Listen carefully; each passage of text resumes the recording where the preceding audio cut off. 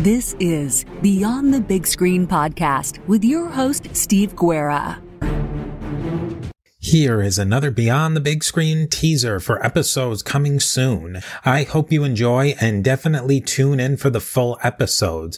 If you want to learn more, you can head over to beyondthebigscreen.com. You can support Beyond the Big Screen on Patreon and Subscribestar. By joining on Patreon and or Subscribestar, you can help keep Beyond the Big Screen going and get many great benefits. Benefits include advertisement-free content, bonus content, and early access. The bonus content is great too. I will feature outtakes from episodes and live streaming episodes. If you join at the executive producer level, you will become just that, an executive producer of Beyond the Big Screen. You will be able to develop ideas for upcoming episodes, help find great guests, and of course have your name mentioned at the beginning or end of each episode. You won't just be a supporter, you will be a critical member of the team. Go over to patreon.com/Beyond the Big Screen or subscribestar.com/Beyond the Big Screen to learn more. If you have any questions, comments, or feedback, send me an email to my email address, steve@a2zhistorypage.com, or follow us on social media by searching for A2Z History. I will see you next time Beyond the Big Screen.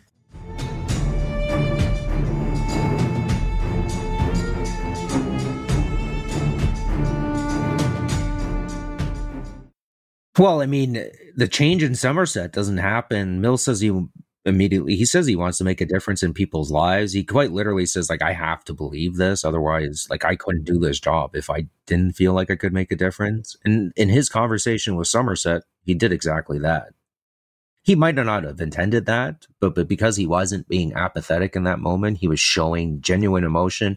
He was showing genuine care for somebody, a friend at this point, a coworker. He was able to change. He was able to shake Somerset out of his depression. Exactly. More than just depression, I think he was able to shake the very foundations of the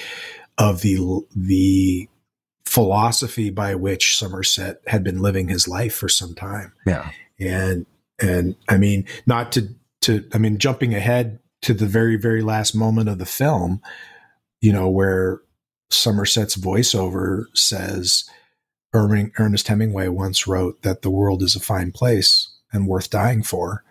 I agree with the second part. He never would have agreed with the second part at the beginning of the film. He wasn't going to die for the world, regardless of whether it's a fine place or not. He was retiring and leaving and getting the hell as far away from the city as he possibly could. There's a couple deleted scenes that didn't make it into the film that show him actually putting a down payment on a little farmhouse out in the country. And so, it isn't just an idea that he's going to retire and leave. He's taking concrete actions towards doing that in those scenes that didn't make it in. In fact, he it's kind of an older farmhouse that's a fixer upper, and a piece of the wallpaper comes loose.